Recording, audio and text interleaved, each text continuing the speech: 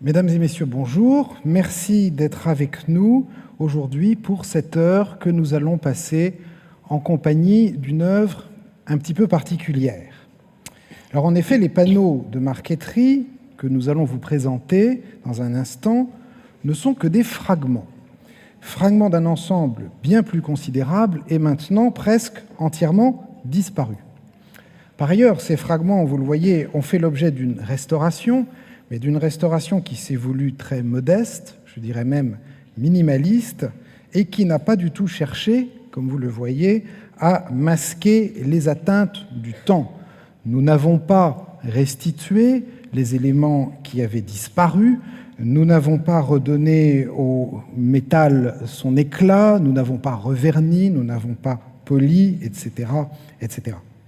Et pour ces raisons, il s'agit d'une œuvre, dernière particularité, qui n'a pas vocation à être présentée au public dans les salles du musée de façon permanente, ce qui justifie en partie que nous venions ici aujourd'hui vous en dire un mot. Cependant, malgré leur caractère fragmentaire, malgré leur aspect peut-être un petit peu dépourvu de panache, ces panneaux constituent à nos yeux un témoignage extrêmement précieux. Alors pourquoi ? Je dirais d'abord qu'ils sont à la fois très connus et très peu connus. Très connus parce que l'ensemble dont ils ont fait partie a été célèbre en son temps, a été considéré comme une chose très remarquable et a beaucoup suscité, continue de beaucoup susciter la curiosité et l'intérêt de la petite corporation des historiens du mobilier. Très peu connus en revanche parce que jusqu'en 2008, leur existence était passée un peu inaperçue dans les réserves du département, ce qui s'explique en grande partie par l'état assez dégradé dans lequel ils se trouvent. Deuxième élément qui justifie l'intérêt que nous leur portons, c'est leur état de préservation complètement exceptionnel. Ces panneaux n'ont pratiquement pas été touchés depuis le début du XIXe siècle. Œuvre très fragmentaire, importance historique exceptionnelle, état de préservation hors du commun, ces trois caractéristiques donnent les grandes lignes de notre intervention, qui, vous le verrez, s'appuie sur des informations matérielles, archéologiques, qui demandent à être interprétées, mais posent aussi un certain nombre de questions historiques auxquelles nous ne saurons pas toujours répondre. Alors ces questions sont nombreuses. Quel était l'aspect d'origine du meuble dont proviennent ces fragments? Quelle fut son histoire? Quand fut-il créé? Comment fut-il mis en œuvre? Et enfin, qu'est-ce que ces panneaux nous apprennent sur celui qui fut, selon toute vraisemblance, leur créateur, l'ébéniste André-Charles Boulle? Vous le verrez, l'enquête est loin d'être close. Notre dossier tient un petit peu du jus de piste, parfois un peu du Rubik's Cube aussi. Il va être beaucoup question de dimension, de datation, de traces, d'hypothèses, de restitution. Ça va être un petit peu technique et nous nous en excusons à l'avance, mais j'espère que cela retiendra néanmoins votre intérêt. Alors, quel fut notre point de départ à l'origine? À l'origine, un ensemble de fragments que vous avez maintenant sous les yeux, qui va vous être détaillé dans un instant, de fragments dont le décor appelait deux rapprochements. Premier rapprochement avec un dessin publié en 1936 par l'historien de l'art Hans Huth, dessin maintenant détruit, qui était autrefois conservé à Berlin, dessin qui restituait l'apparence d'un meuble également détruit. Et second rapprochement avec un ensemble de meubles, eux aussi détruits, meubles disparus lors de l'incendie du Palais des Tuileries en 1871 et dont l'histoire a été étudiée, retracée et publiée par Jean-Pierre Samoyau en 2000 dans les actes du colloque Vivant de nous. Alors, commençons par observer les fragments en l'état dans lequel ils nous sont parvenus.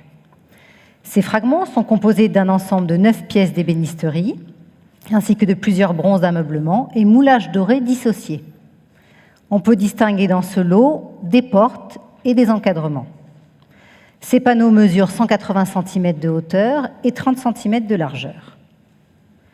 L'étude technique a permis de réassembler les divers fragments en 2 ensembles. Les 6 premiers fragments que vous observez au niveau de la partie supérieure de la photographie forment l'ensemble que nous nommerons A, et les 3 suivants, l'ensemble B. Ils forment aujourd'hui 2 pilastres d'angle, ou plus précisément 2 façades de pilastres d'angle, car il faut noter que les côtés de ces pilastres ont été découpés, probablement en vue de conserver uniquement les parties décoratives. J'ai dit 2 pilastres d'angle, mais vous observez l'ensemble A soclé à plat, car nous verrons par la suite que ce pilastre est en fait un pilastre plan, remanié en angle. Par l'observation des différents éléments, nous pouvons déjà dire que ces pilastres possèdent un rôle fonctionnel. Le panneau central est une porte qui devait donner accès à un petit rangement. Notre travail a pu s'appuyer sur l'étude de la photographie du dessin anciennement conservé à Berlin. Ce dessin à la plume, encre et la vie apporte une aide supplémentaire importante pour la compréhension de ces fragments. Elle nous a permis de confirmer la typologie des ensembles A et B, mais surtout d'appréhender l'ensemble auquel ils ont appartenu. Ce dessin représente un mobilier nommé ici cabinet. Nous verrons que dans d'autres descriptions, il sera aussi nommé bibliothèque. Pour différencier ce mobilier d'architecture des bibliothèques classiques, Peter Furing utilisera le nom de bookcase cabinet, qui peut se traduire par cabinet-bibliothèque. Les notes manuscrites décrivent avec précision les différents éléments composant ce meuble et nous informent sur la typologie. Nous distinguons à gauche un serre-papier surmonté d'une pendule représentant les figures du jour et de la nuit d'après Michel-Ange, et à droite une armoire ouvrant à la française par 2 vantaux. Elle correspond à l'élément de bibliothèque proprement dite. Ce dessin anonyme peut être rapproché d'un dessin projet de cabinet attribué à André-Charles Boulle, conservé au musée de l'Ermitage et publié par Jean-Néré Ronfort en 2009. Le dessin à la sanguine présente un cabinet surmonté d'une pendule avec les figures du jour et de la nuit, très proche de la pendule du serre-papier. D'autres éléments sont présents sur ce dessin. Il s'agit de 3 pilastres, dont 2 pilastres sont plans et 1 en angle. La comparaison de nos panneaux avec le pilastre d'angle du dessin met en évidence des ressemblances. Observons plus en détail 2 zones. Alors, tout d'abord, au niveau du chapiteau, que nous allons voir donc ici, vous pouvez comparer le masque, les enroulements de feuilles d'acanthe, la moulure d'oves et de fleurettes, l'applique au décor de mascarons. Les dessins des bronzes sont similaires à ceux de nos panneaux. Observons maintenant la partie inférieure des pilastres.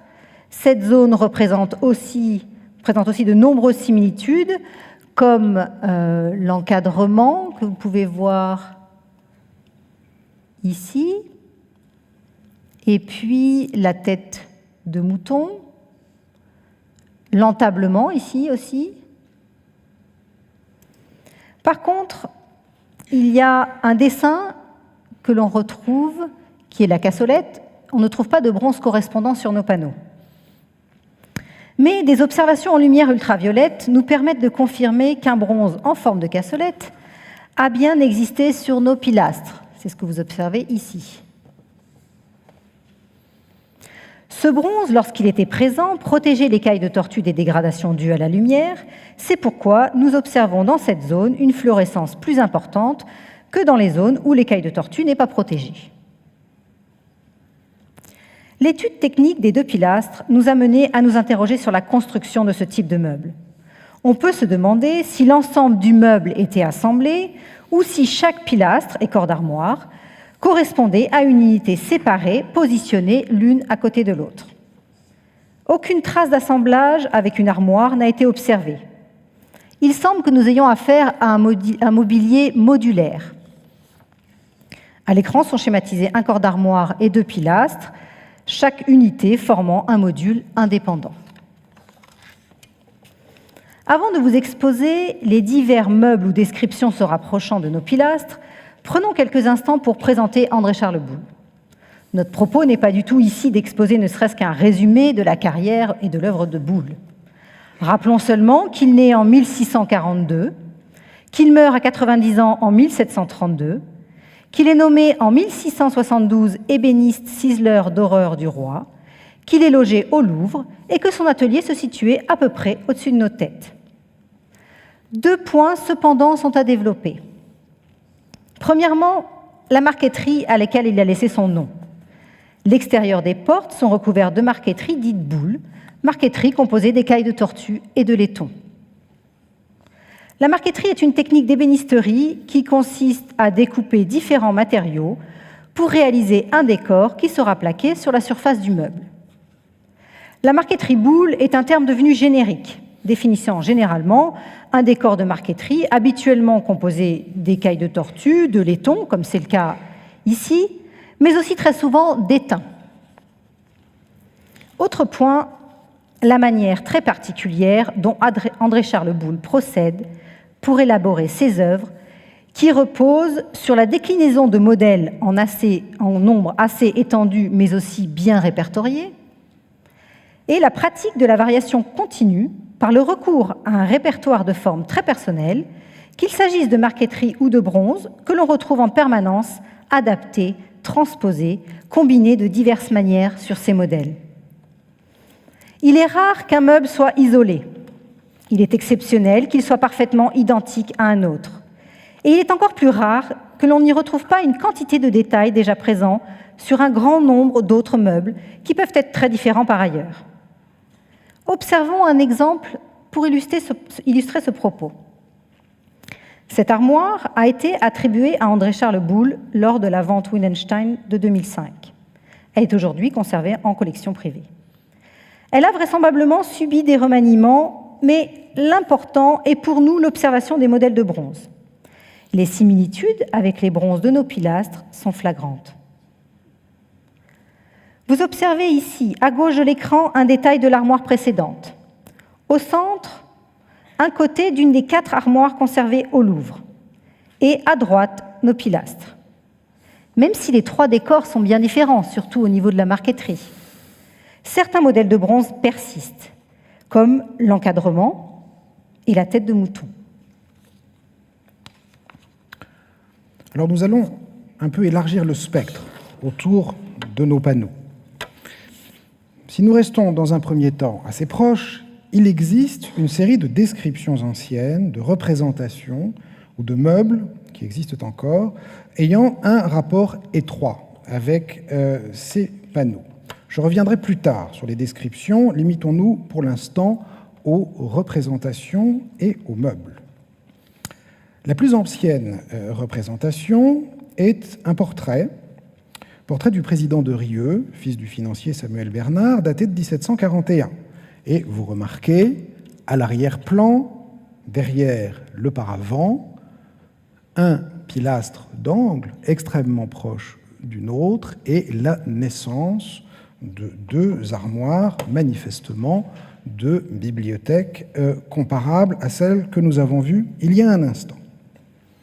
Deuxième représentation, Peter Führing a publié en 1992 un dessin d'un grand intérêt conservé à Gênes qui représente un meuble très proche de celui de Berlin. Alors, j'aurai l'occasion de vous montrer une vue plus lisible du meuble qui se déploie ici à la verticale, mais pour l'instant, je pense que vous avez vu suffisamment pour reconnaître dans le pilastre qui est représenté à gauche un démarquage extrêmement proche des pilastres représentés sur le dessin autrefois à Berlin et sur les panneaux que nous avons à côté de nous. Cela dit, le rapprochement le plus évident est à faire avec un grand meuble qui existe encore, aujourd'hui conservé à la collection Wallace à Londres. Ce meuble a été publié par Francis Watson et par Peter Hughes. Sa datation ne semble pas soulever de difficultés. Il est daté de la seconde moitié du XVIIIe siècle, soit après la mort de Boulle, meuble exécuté d'après André-Charles Boulle, mais non pas par l'ébéniste lui-même. Et nous y retrouvons, avec quelques différences sur lesquelles je reviendrai, encore une fois, le même dessin de pilastres qui nous sont maintenant familiers, proches de ce que nous avons vu jusqu'à maintenant. Enfin, le Mobilier national conserve un cartonnier dont nous devons la publication à Jean-Jacques Gauthier, cartonnier qui est à mettre en rapport direct avec le dessin autrefois conservé à Berlin. Seule la partie supérieure serait contemporaine de nos panneaux. Elle a fait l'objet d'un remontage, mais dans ses dimensions et dans son dessin, elle est parfaitement similaire à la pendule qui est reproduite sur le dessin autrefois à Berlin. Alors ce type de meuble a visiblement remporté un certain succès au début du XVIIIe siècle.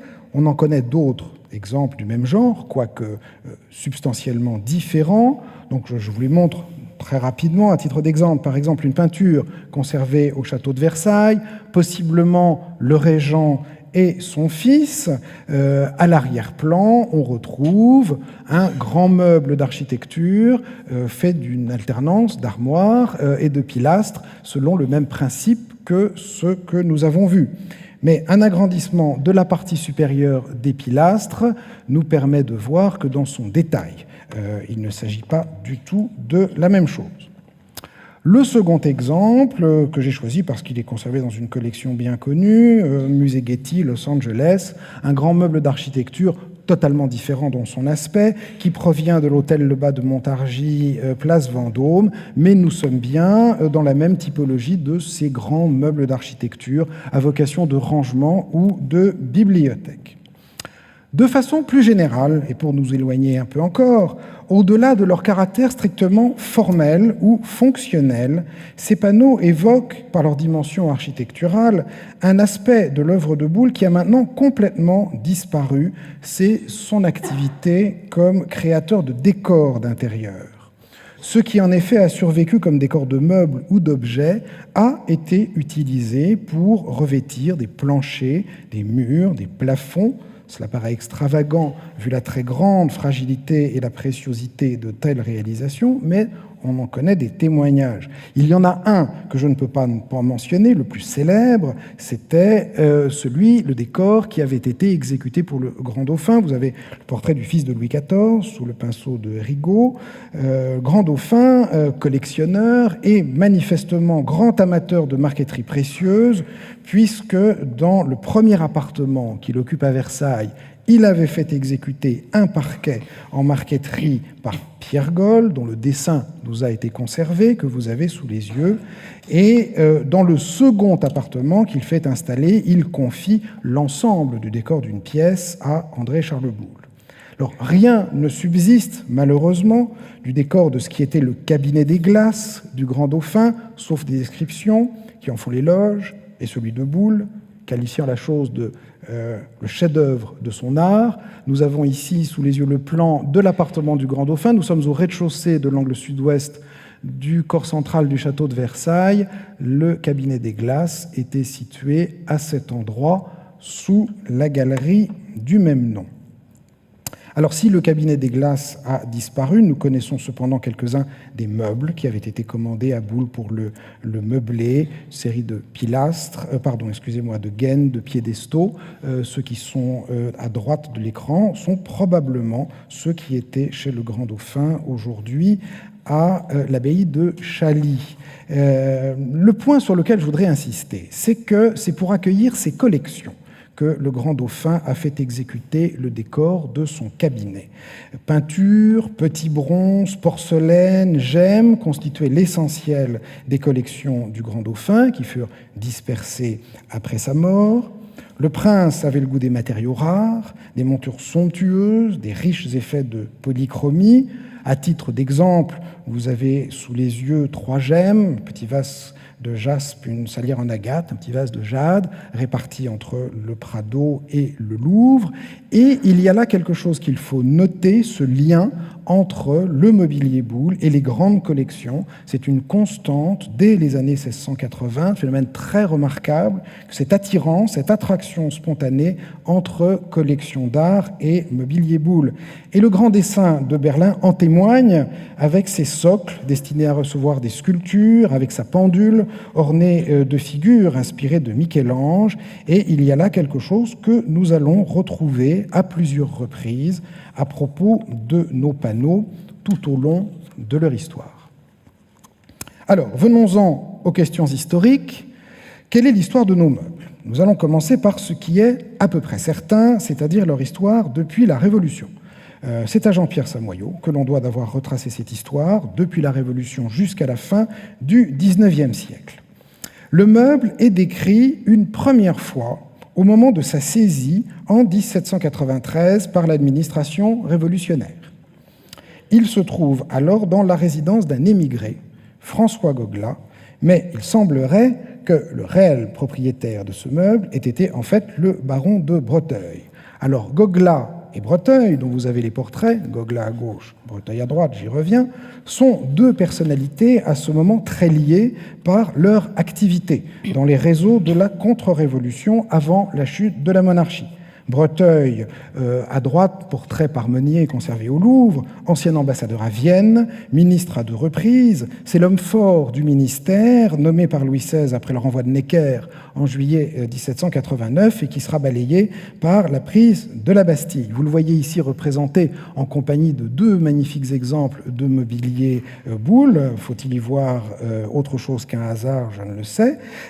Il émigre rapidement et devient un des principaux, si ce n'est le principal, agent de liaison de la cour avec l'émigration et les cours étrangères.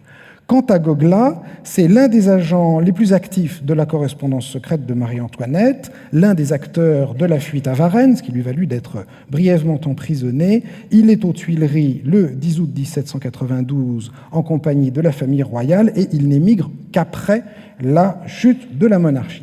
Mais bon, les questions biographiques ne sont pas notre sujet aujourd'hui. Revenons-en à la description du meuble tel qu'il est saisi chez Gogla. Cette description mentionne, sans grand détail, une grande bibliothèque composée de 4 parties, dont 2 en retour, avec panneaux en glace. Donc notons 4 parties, sans plus de détails, 2 retours, et le fait que les portes sont garnies de glace. L'ensemble est démonté, transporté, remonté en septembre 1793 à l'ancien hôtel de Nesle, de l'autre côté de la Seine, quai Voltaire, qui fait office de dépôt de biens saisis pour l'administration révolutionnaire. Et là, c'est l'ébéniste Benman qui a fait le travail, qui mentionne une bibliothèque de 14 armoires en boule dont les portes sont en glace. Notons le chiffre de 14 et le terme d'armoire qui apparaît ici pour la première fois. Enfin, le meuble est à nouveau décrit au dépôt à 2 reprises et de 2 manières différentes. La première description, qui est un petit peu longue, nous dit une grande bibliothèque de Boulle, ça nous avons compris, c'est la 3e fois, composée de 4 grands corps, de 2 petits corps et de 8, et là on ne sait pas parce que c'est laissé en blanc, dont 2 forment encoignure. Les portes sont garnies de verre. Alors, nous avons là davantage de précision. Retenons les 2 encoignures, qui sont manifestement ce qui détermine les 2 retours précédemment mentionnés, et 4 grands corps et 2 petits, total de 6, qui composent les 4 parties précédemment mentionnées. Donc on commence à voir, nous avons 2 ensembles de 3 corps chacun, dont un fait retour. Et à côté de cela, 8 quelque chose, dont on ne sait pas exactement encore comment les appeler, qui forment encoignure, 2 plus 4 plus 8, nous avons bien le chiffre de 14 armoires donné par Benman. La deuxième description, au même moment, est moins explicite quant au nombre d'éléments, mais apporte une information supplémentaire. En effet, ce qui n'était pas nommé dans le premier document est ici précisé. Ce sont des montants. Donc, nous avons 8 montants, dont 2 forment encoignure. L'ensemble est réservé pour être transporté au muséum, où on le retrouve en 1797, et à cette date, il est précisé qu'il est connu sous le nom de bibliothèque. Deuxième étape, quelques années plus tard, l'ensemble est utilisé par Vivant Denon. Alors, je ne m'attarde pas sur la figure de Vivant Denon, maître d'œuvre, grand organisateur du Louvre impérial. Notons que nous retrouvons un homme de collection dans l'environnement de notre meuble. Il installe les bibliothèques dans son hôtel Quai Voltaire. Le détail exact de cette utilisation ne nous est pas connu. Le meuble est mentionné par des visiteurs. Denon meurt en 1825, le meuble ne figure pas dans son inventaire, c'est normal, il n'en est pas le propriétaire. Il est restitué par ses héritiers 2 ans plus tard. Et c'est quelques années ensuite qu'en 1832, il est porté sur les inventaires du Louvre. Et à ce moment-là, la description qui en est faite distingue les éléments suivants. 4 cabinets, et non 6 comme précédemment, de taille égale, les dimensions sont portées. Donc, ce ne peut être que les 4 grands corps que nous avons vus précédemment, et ceux qui manquent, c'est manifestement les 2 petits. 6 gaines et 2 consoles ou encoignures, les 6 gaines et les 2 consoles formant vraisemblablement nos 8 montants. Alors, cette description est intéressante à 2 titres. Premièrement, elle considère résolument la bibliothèque comme une suite de meubles séparés. Et deuxième chose, elle confirme le problème de dénomination que rencontrent les descripteurs. Nous avons ici des cabinets, des gaines et des consoles. On avait vu des armoires, des corps, des encoignures, des montants. Et cette oscillation entre un meuble ou plusieurs meubles, les variations dans les termes qui sont utilisés pour les décrire est une constante, qui évidemment ne facilite pas toujours le repérage. Il a fallu toute la sagacité de Jean-Pierre Samoyau pour pister derrière ces 4 cabinets la grande bibliothèque qui figurait dans les registres du dépôt de Nesle. Étape suivante, en 1844, l'essentiel de ce qui était donc au muséum est transféré au garde-meuble. Quelques éléments font alors l'objet d'un remontage partiel pour le duc et la duchesse de Nemours. On compose alors 2 armoires, chacune comptant un corps vitré et 2 pilastres. Nous avons une vue de l'un de ces meubles, vue un peu plus tardive, mais qui nous permet de comprendre très clairement de quoi il s'agit. Donc, à cette date, on peut localiser la bibliothèque dans 3 endroits. D'abord, aux Tuileries. Il s'agit des meubles que nous avons ici.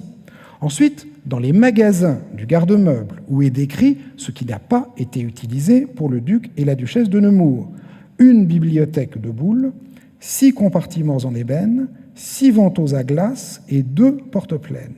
Alors on notera au passage que le chiffre 6 n'est pas du tout celui auquel on s'attendrait. On comprendrait 2 ou 4 armoires, 4 ou 8 vantaux, mais 6 nous pose un problème. Et 3e endroit, le Louvre, parce que c'est, selon toute vraisemblance, au moment du transfert au garde-meuble que durent être laissés au Louvre les panneaux qui nous occupent aujourd'hui. Enfin, dernière étape, dans les années 1860, on procède à un second remontage pour l'impératrice Eugénie. Le meuble est alors entièrement recomposé et vous avez sous les yeux l'image de 2 armoires réunies entre 2 pilastres, ce qui est une combinaison nouvelle que nous n'avons pas vue jusqu'à maintenant. Quoi qu'il en soit, tous les éléments qui étaient aux Tuileries sont détruits lors de l'incendie du palais par les communards en 1871. Alors, dans le détail, l'interprétation des documents se heurte à une série de difficultés sur lesquelles je ne m'attarde pas. Vous avez vu que 2 armoires semblent manquer en 1832, la description de ce qui reste au garde-meuble en 1945 pose un problème, la reconstruction pour l'impératrice Eugénie dans son détail reste complètement à interpréter, et je ne mentionne pas les problèmes de dimension qui sont parfois contradictoires d'un document à l'autre. Le plus important, pour nous concentrer sur l'essentiel, l'étude des panneaux a révélé 2 informations nouvelles, dont l'une au moins pose des problèmes d'interprétation. Première chose, les bronzes ont été complétés par des moulages dorés. Et deuxième chose, l'un des 2 pilastres d'angle est en fait le résultat d'une transformation. C'était à l'origine un pilastre droit. Alors en effet, l'étude technique a permis d'identifier 2 types d'interventions, l'ajout de moulages dorés et un remaniement du bâti. Vous observez ici des décors en bronze doré et des copies de ces derniers en moulage doré. L'analyse a montré qu'il s'agissait de moulages en carton-pierre. Dans l'inventaire du garde-meuble de 1855, on trouve la description suivante. Une bibliothèque de boules, 6 compartiments en ébène, 6 vantaux à glace et 2 porte-pennes plaqués en écaille, avec incrustation de cuivre, ornements en bronze et carton-pierre. C'est donc en 1855, après la restitution des éléments par le neveu de Denon, héritier de ces biens, que ce matériau apparaît pour la première fois dans les descriptions. Cet ajout de carton-pierre fut très probablement effectué en vue de la réutilisation du meuble pour l'appartement de Denon. Celui-ci est d'ailleurs à l'origine de la création de l'atelier de moulage du Louvre. La pâte carton-pierre, bien que provenant de divers savoir-faire anciens, fut réellement inventée en 1806. Ce matériau fut très utilisé au XIXe siècle pour effectuer des moulages plus résistants qu'en gros blanc ou en pâte anglaise et plus légers qu'en plâtre. Cette technique consiste à réaliser un moulage avec une pâte composée de carbonate de calcium, de fibres de papier et de colle animale. Un carton peut être moulé sur la surface interne pour rigidifier les moulages creux. Les cartons-pierre étudiés sont dorés à la miction et recouverts d'une gomme laque. L'observation au microscope optique des fibres présentes dans la pâte a révélé la présence de fibres de laine, de coton et de chanvre de différentes couleurs. Du papier commun fut probablement utilisé pour la réalisation de ces moulages, comme le décrivent les recettes du XIXe siècle. Deuxième point, le remaniement du bâti. De nombreux indices nous permettent d'affirmer que l'ensemble A est un pilastre plan remanié en angle. Vous allez observer à droite un relevé de la marqueterie du pilastre d'angle et à gauche un relevé de la marqueterie du pilastre remanié, sur lequel une partie du dessin central est manquant. Notons que le pilastre plan est plus large et que les dessins de marqueterie sur ce même pilastre sont plus développés sur les côtés. C'est ce que vous pouvez observer en encadré rouge. Il semble par contre que le dessin dans la zone centrale corresponde entre les deux pilastres. Alors une superposition des relevés de la marqueterie des deux pilastres a confirmé cette observation. Nous avons ainsi pu déterminer la largeur du dessin manquant. Un morceau central de 4,6 cm de largeur a été découpé en vue de former un pilastre d'angle. Certains bronzes ont été découpés pour cette réutilisation. Cette applique en angle présente un décor de mascarons et rinceaux feuillagés. L'observation d'un bronze similaire mais plan, se trouvant sur une armoire attribuée à André Charles Boulle, permet de mettre en évidence que les bronzes dorés, comme les dessins de marqueterie, sont plus développés sur les pilastres plans, ceci pour combler la différence de largeur des pilastres. Voici maintenant une schématisation du remaniement du pilastre A. Une zone de 4,6 cm au centre a été découpée, c'est ce que vous pouvez observer en orange. Des coupes d'onglets effectuées au niveau de l'encadrement et des mi-bois sur les portes permettent un positionnement en angle des panneaux. Alors si le principe de la transformation est clair, sa datation par contre pose un problème. Un seul élément nous permet de donner une indication. La planche de noyer, qui forme le haut de l'encadrement de l'ensemble A, présente des galeries d'insectes. L'attaque xylophage a eu lieu lorsque les deux morceaux de noyer, que vous voyez ici, ne formaient qu'une seule planche. Il est donc juste possible de dire que le remaniement a eu lieu après une attaque xylophage importante, probablement après une période d'abandon. En conclusion, nous savons que ce meuble a été saisi chez Gogla en 1793. Réutilisé par Denon pour son appartement quai Voltaire, il est restitué au Louvre en 1827.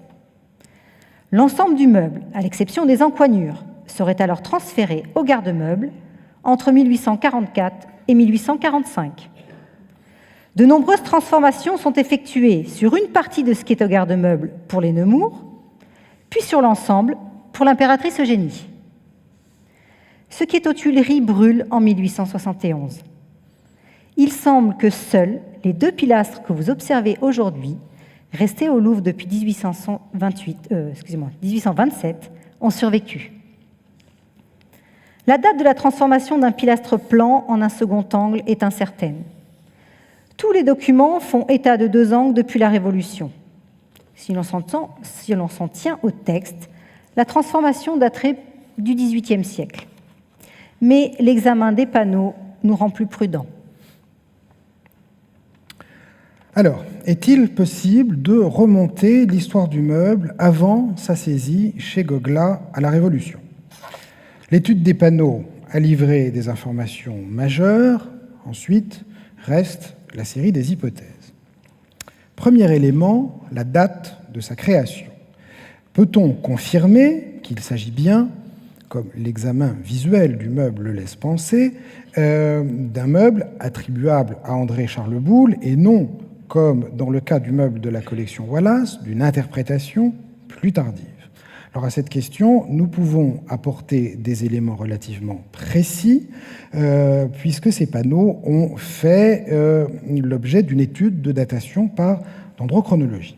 Cette étude a été conduite par Didier Pousset et Christine Locatelli. Vous savez que la datation par dendrochronologie, c'est-à-dire l'étude des cernes du bois du mobilier marqueté, est toujours extrêmement délicate en raison des faibles surfaces qui laissent le bois à nu, qui seules peuvent être exploitées. 17 séquences ont été étudiées, 12 ont pu être datées, provenant des portes, des encadrements, et l'étendue de ces séquences va de 15 à 81 cernes. Alors vous avez sous les yeux le petit graphique avec les courbes qui permettent d'établir des datations. Alors nos amis spécialistes déchiffrent ça comme les musiciens jouent du Mozart. Pour nous, c'est moins clair, mais j'attire votre attention ici sur le fait que il y avait des cernes d'aubier présentes sur ces meubles, c'est-à-dire les parties les plus proches de l'écorce, celles qui s'approchent le plus de la date d'abattage. Et il faut noter que les parties d'aubier témoignent du fait que l'arbre dont proviennent les deux séquences en question était dans ses dernières années de vie à la fin du XVIIe siècle. Donc, selon toute vraisemblance, le résultat de cette analyse peut être porté au crédit d'une datation ancienne. Nous serions bien, comme nous le supposions, devant des fragments construits par André-Charles Boulle lui-même. Alors, sur la base de cette datation, tout un ensemble d'informations résultant du fait que ces panneaux nous sont parvenus dans un état exceptionnel de préservation prennent un sens nouveau et viennent enrichir notre connaissance des pratiques de l'atelier d'André-Charles Boulle. Et en particulier dans deux domaines, la colle employée pour la mise en œuvre de la marqueterie et les finitions, aussi bien des marqueteries que des bronzes. Alors, je profite ici du fait que le meuble soit retourné pour attirer votre attention sur l'intérieur des portes. Donc, elles sont plaquées d'amarante et d'un frisage d'ébène et d'étain, décor que l'on retrouve souvent dans les intérieurs des armoires attribuées à André-Charles Boulle.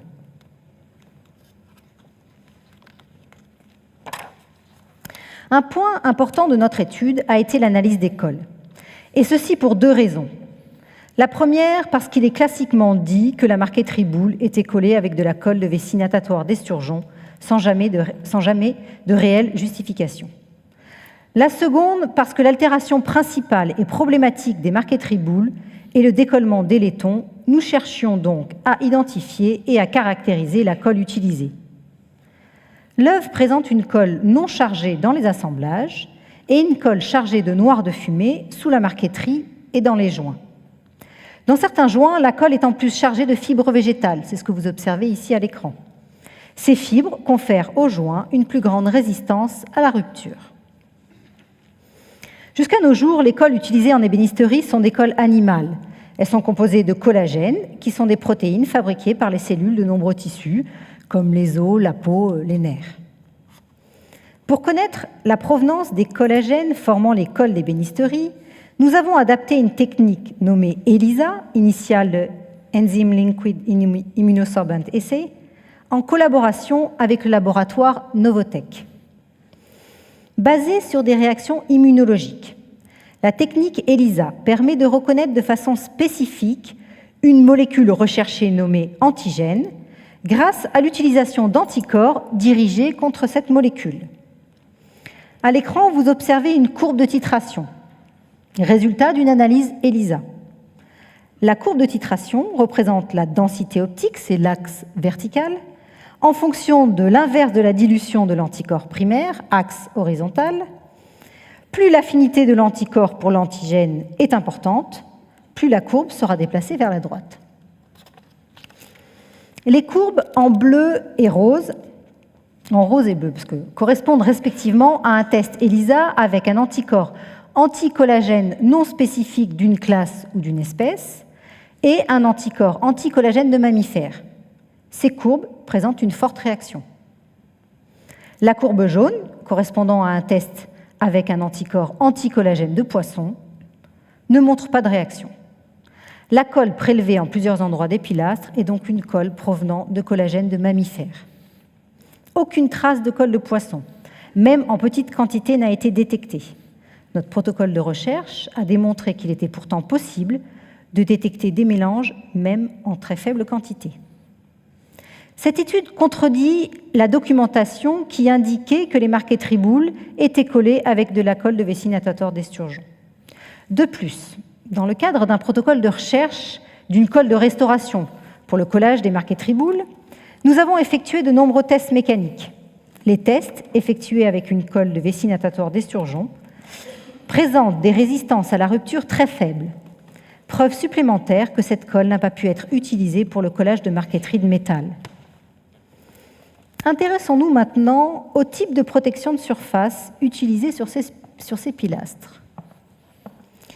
Une identification par spectrométrie infrarouge a mis en évidence la présence de cire d'abeille. La courbe légendée en vert correspond au spectre de l'échantillon analysé. La courbe légendée en orange correspond au spectre de référence de la cire d'abeille. Les spectres sont décalés pour une meilleure comparaison, mais nous observons qu'ils correspondent. Nous pouvons être sûrs que cette protection de surface est celle d'origine, mais grâce à des analyses complémentaires, que nous ne détaillerons pas ici, nous pouvons affirmer que ces pilastres n'ont jamais été vernis. Ce point est important, car la quasi-totalité des œuvres attribuées à André-Charles Boulle est aujourd'hui recouverte d'un vernis gomme-laque. Cette protection de surface, très à la mode au XIXe siècle, a été appliquée sur de nombreux meubles.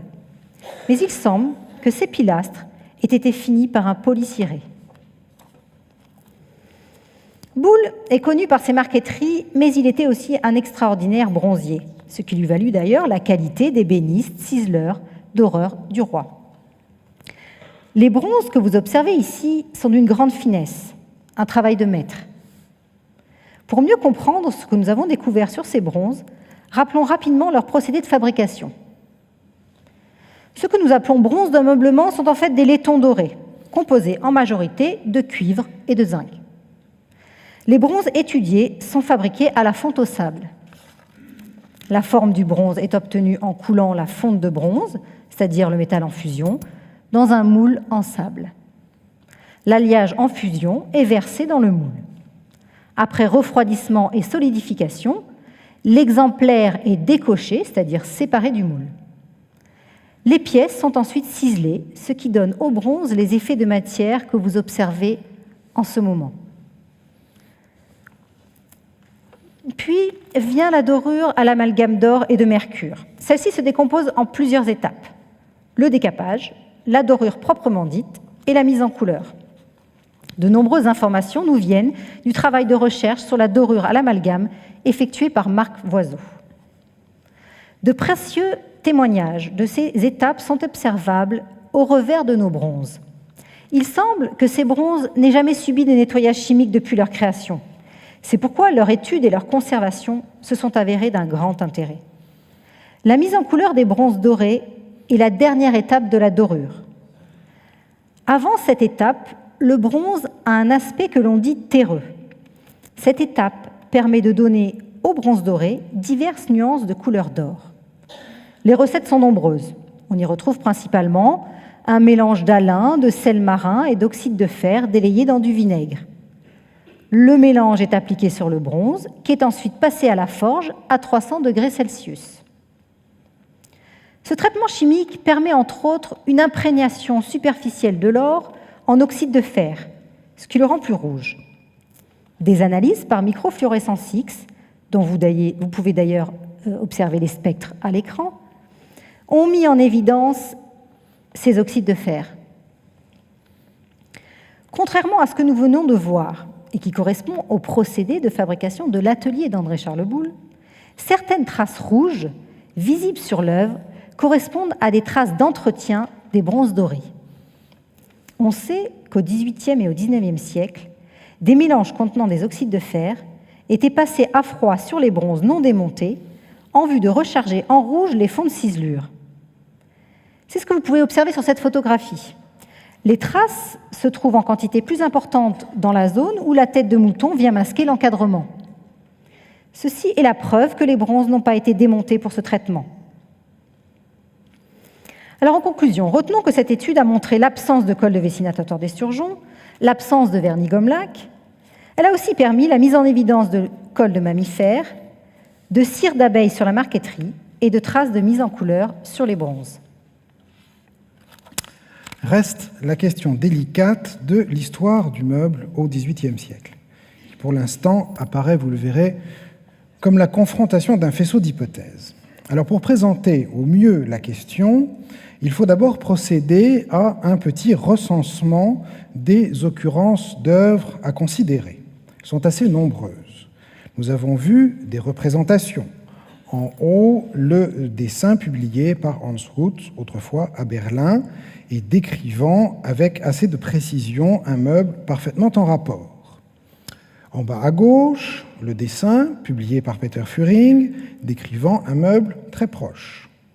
À droite, le portrait du président de Rieux, montrant un meuble en arrière-plan, figurant un pilastre d'angle.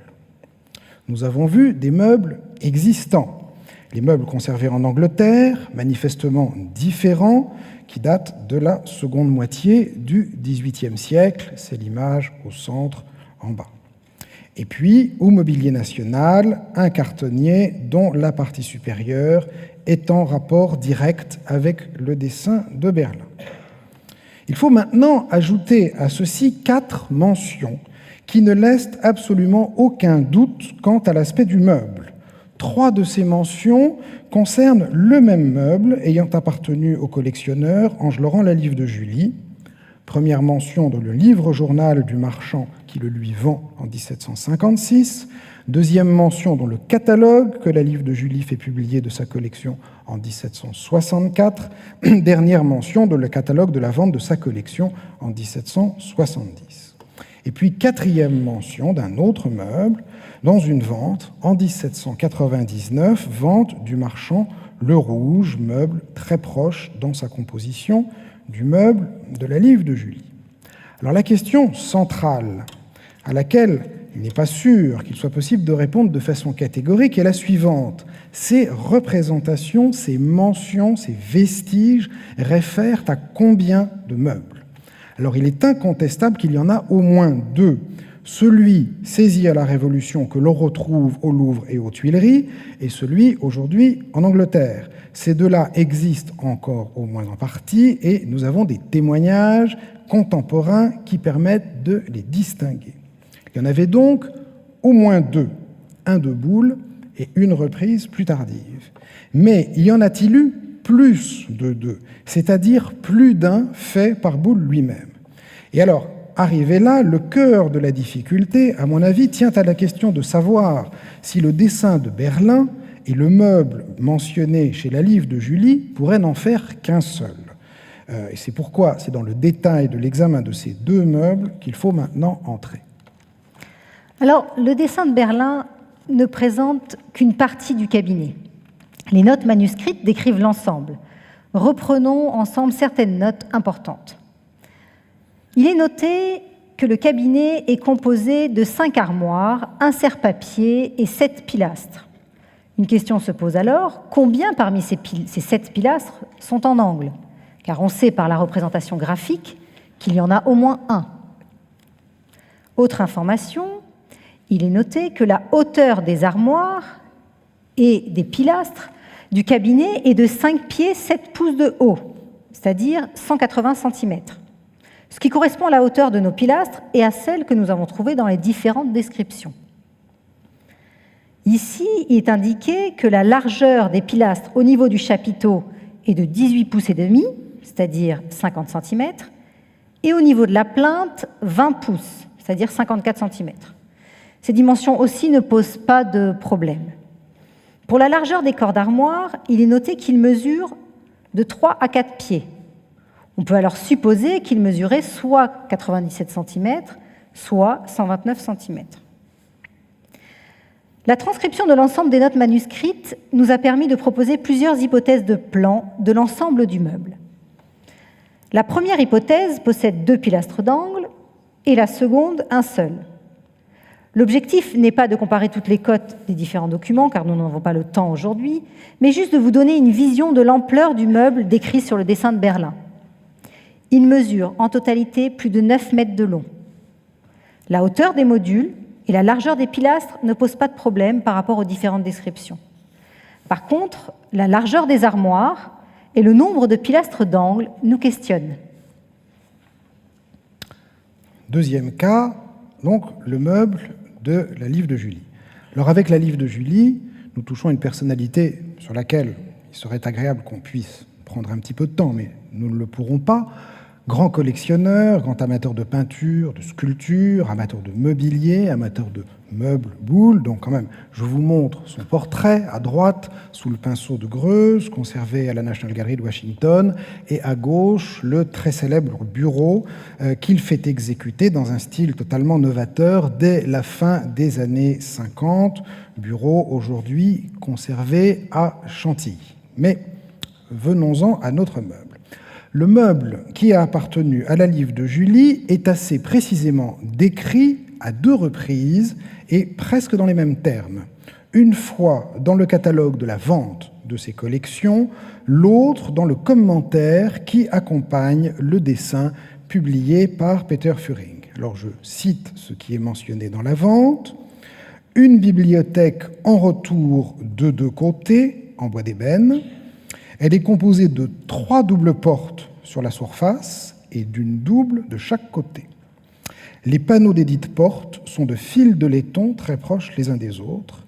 Elles sont séparées par des pilastres enrichis d'ornements en cuivre. Le dessin porte la même mention au mot près.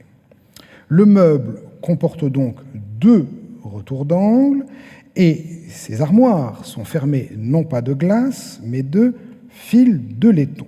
La hauteur, 178 cm, nous l'avons déjà vu, c'est la hauteur que l'on trouve pour toutes les mentions de ces meubles. Alors il faut noter, j'y reviendrai tout à l'heure, que le dessin n'est pas conforme à la description, Peter Furing l'a souligné. Le dessin représente ici 1, 2 et demi et en symétrie, donc au total 5 armoires au fond, soit un total général de 7 armoires, alors que la description en mentionne 5. On peut interpréter ce décalage de plusieurs façons, j'y reviendrai tout à l'heure.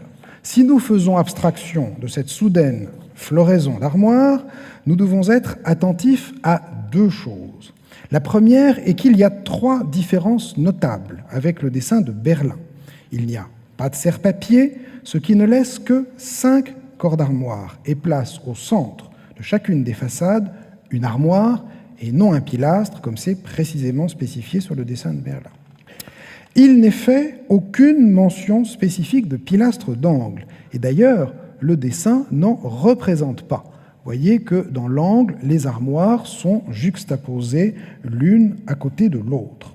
Enfin, le meuble compte 4 pilastres et non point 7.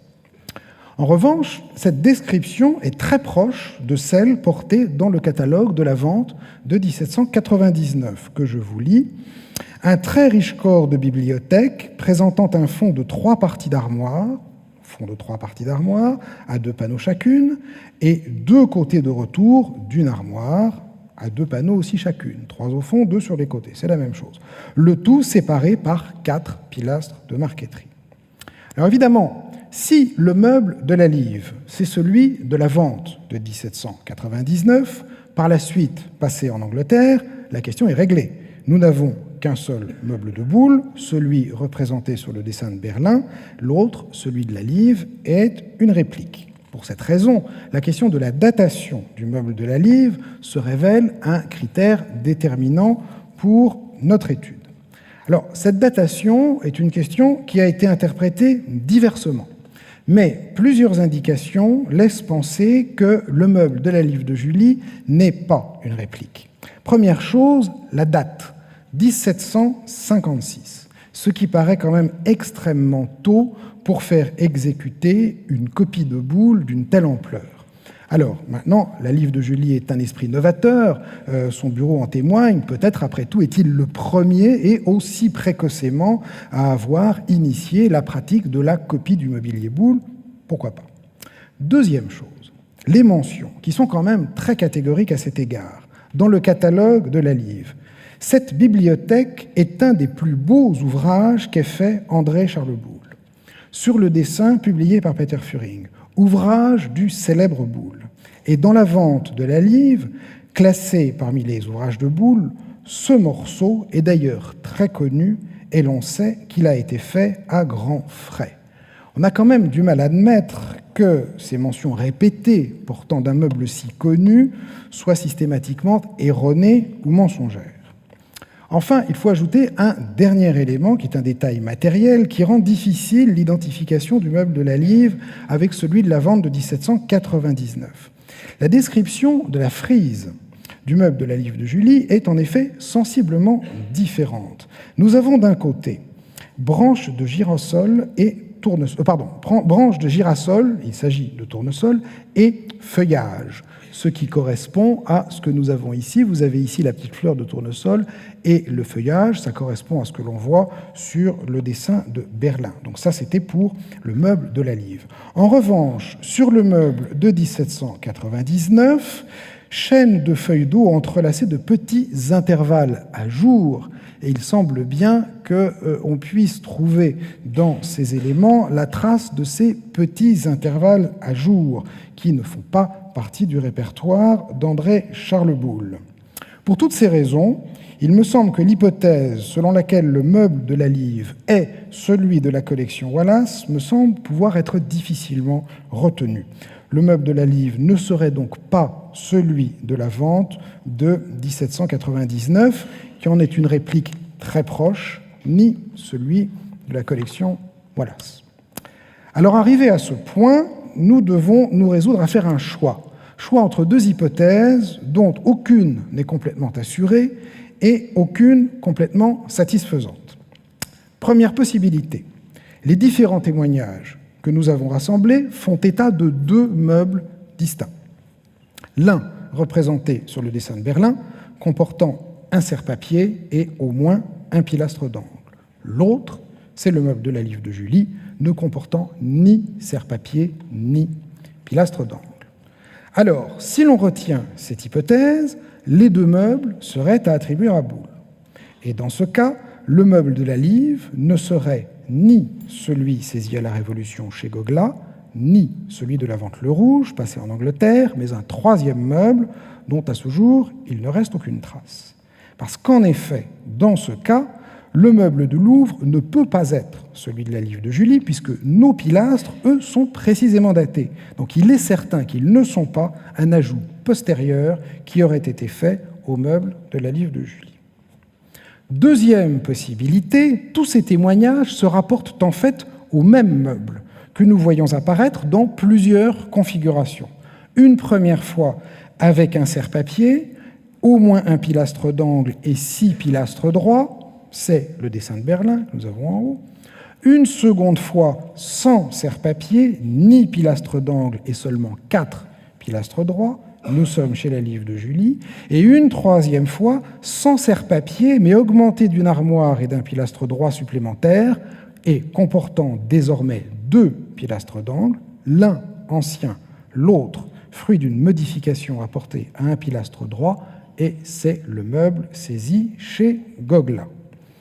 L'existence du cartonnier du mobilier national est évidemment un indice à prendre en compte. L'hypothèse la plus évidente est que le serre-papier du grand dessin aurait été distrait assez tôt du reste du meuble, en tout cas avant la Révolution, puisqu'il n'est jamais fait mention dans aucune des descriptions de la bibliothèque Gogla d'une pendule. Cette possibilité renforce l'hypothèse d'un démantèlement précoce du meuble représenté sur le grand dessin de Berlin. Alors, cette double hypothèse n'est pas le point ultime auquel on peut aboutir. il est possible de verser d'autres pièces au dossier. Il reste 2 mentions à prendre en considération, des mentions qui sont moins précises que les précédentes, mais qui néanmoins ne sont pas sans intérêt. La première est tirée de Brice, description nouvelle de la ville de Paris, édition de 1756, à propos de l'hôtel Fagon, rue Neuve des Petits Champs. Je vous lis. Louis Fagon, conseiller d'État ordinaire et aux conseils royaux des finances et de commerce, occupe à présent cette maison. L'on pourra y voir de bons tableaux et, outre cela, un corps d'armoire ou bibliothèque travaillé en marqueterie et enrichi d'ornements de bronze doré d'or moulu, distribué avec un goût et réparé avec un soin dont le seul Boulle était capable. C'est aussi le plus beau morceau qui est sorti de ses mains. Alors, nous n'avons pas une description précise, mais il semble quand même que nous soyons assez proches. C'est à Caline Demetrescu que je dois cette information. C'est lui qui a conduit les recherches du côté de Fagon et de Thévenin, mais malheureusement sans succès. Fagon meurt en 1944. Autre mention qui, à ma connaissance, n'a jamais été rapproché de ces meubles, mais qu'il mériterait. Alors ça n'a rien d'une découverte, c'est même un des plus anciens documents qui ait été publié sur Boulle. Il s'agit d'une pièce relative à un procès intenté par l'ébéniste par Pierre Crozat, le célèbre collectionneur, en 1697. Alors le contentieux porte sur 2 armoires, 4 piédestaux et un socle, l'ensemble se déployant sur plus de 6 mètres de long. Les meubles ont été exécutés à de mauvaises dimensions, ils ne peuvent plus rentrer dans la pièce, un cabinet, à laquelle ils étaient destinés. Alors, il faut bien voir que nous sommes dans le cadre d'un procès.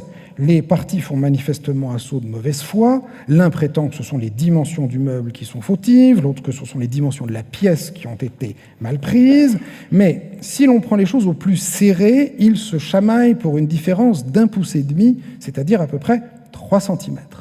Alors, il faut noter qu'il n'est pas fait mention d'un angle, et il est précisé que les piédestaux sont ornés de bas-reliefs donnés par Crozat, ce qui nous éloigne de notre meuble. Crozat prétend aussi que les différentes parties ne devraient pas se toucher, mais des meubles qui se déploient sur plus de 6 mètres de façade avec un jeu de 3 cm, je veux bien que Crozat dise qu'ils ne devraient pas se toucher, mais je ne suis pas tout à fait sûr qu'il soit complètement de bonne foi sur ce point. Si nous résumons, nous avons un meuble de plus de 6 mètres, modulaire, comportant des armoires, des piédestaux, installés dans un cabinet, manifestement destiné à présenter également des sculptures dans l'intérieur d'un très grand collectionneur. Tout cela me semble suffisamment familier, au moins pour que le rapprochement soit fait. À ma connaissance, on n'a jamais trouvé trace des meubles exécutés pour Crozat. Ça n'est pas très surprenant, puisqu'on nous explique qu'ils ne pouvaient pas rentrer dans la pièce. Il est fort probable qu'ils n'y vinrent jamais, qu'ils restèrent chez Boulle et poursuivirent une existence dont nous ne savons rien à ce jour. Alors, il est temps de conclure. Que dire à ce stade ? Première chose, il est manifestement trop tôt pour conclure définitivement. Notre enquête est loin d'être close, beaucoup d'interrogations demeure, et en particulier la question de l'origine première de ce meuble reste entièrement ouverte. Ce qui ne fait pas de doute, en revanche, c'est l'intérêt archéologique exceptionnel de ces panneaux, sur les techniques d'assemblage, de finition, sur le traitement des bronzes, sur l'histoire du meuble lui-même, la date de sa création, les transformations qu'il a subies, la qualité des informations qui nous sont offertes est exceptionnelle. Enfin, j'ajouterais que l'histoire du meuble au XIXe siècle est un témoignage extrêmement précieux. Que constate-t-on ? Une succession de réutilisations, d'adaptations, de transformations. On sélectionne des éléments, on en oublie d'autres, on en crée de nouveaux, on les recompose en fonction des besoins. À mon avis, il n'y a aucune raison de penser que ce que nous savons de la vie de ce meuble ou de ces meubles au XIXe siècle ait été très différent de ce que nous en ignorons au XVIIIe siècle. Et pour cette raison, à titre personnel, j'ai plutôt tendance à croire qu'il n'y a eu qu'un seul meuble et non pas 2. En effet, le dernier élément que je voudrais vous soumettre, c'est, à mon avis, le rôle plus que probable que jouèrent les marchands dans l'histoire de ce meuble au XVIIIe siècle. Première apparition sûre en 1756 chez un grand marchand. Première apparition du second meuble, 1799, dans une vente de marchands. Il est d'ailleurs très vraisemblable qu'après sa vente en 1770, le meuble de la Live fait un passage chez un marchand et que c'est à ce moment qu'est exécutée la variante dont nous retrouvons la trace en 1799. Cela nous conduit à faire retour sur le dessin de Gênes. Comment interpréter la contradiction entre la description, qui mentionne 5 armoires, et le dessin qui en représente 7? Erreur du dessinateur? Possible. Mais pourquoi pas projet de transformation, d'agrandissement, voire de construction d'un nouveau meuble? À mon avis, l'hypothèse ne devrait pas être écartée. Le cas du portrait du président de Rieux relève peut-être aussi de la même problématique. Il n'y a aucune trace d'un meuble de son genre dans les papiers de Rieux. En fait, la question est plus générale. Dans quelle mesure faut-il considérer que la présence d'un meuble à l'arrière-plan d'un portrait est un indice sûr de sa possession par la personne représentée?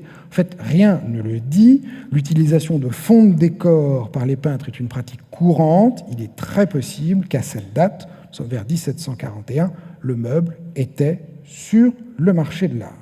Il faut bien voir que les dimensions que nous donne le dessin de Berlin laissent rêveurs. Plus de 9 mètres de développement. Quant au prix, il est colossal, 12 000 livres, et peut-être pour une partie seulement au moment de sa vente à Lazare Duvaux. C'est le meuble le plus cher dont il est fait mention dans son livre-journal, et croyez-moi, Lazare Duvaux ne faisait pas dans la petite brocante. Si j'osais une comparaison un peu facile, ce meuble, c'est un petit peu le collier de la reine de l'ébénisterie au XVIIIe siècle. C'est pas très facile à caser sur le marché.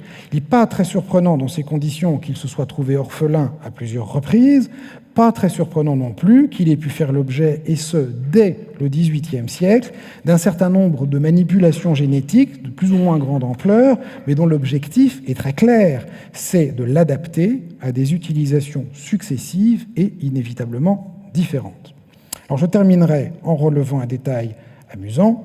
Les dimensions des meubles qui auraient dû être livrés à Crozat en 97 et celui qui figure chez l'impératrice en 1866 se retrouvent à 10 cm près. Et là, nous pouvons avoir une certitude, c'est forcément une coïncidence. Je vous remercie.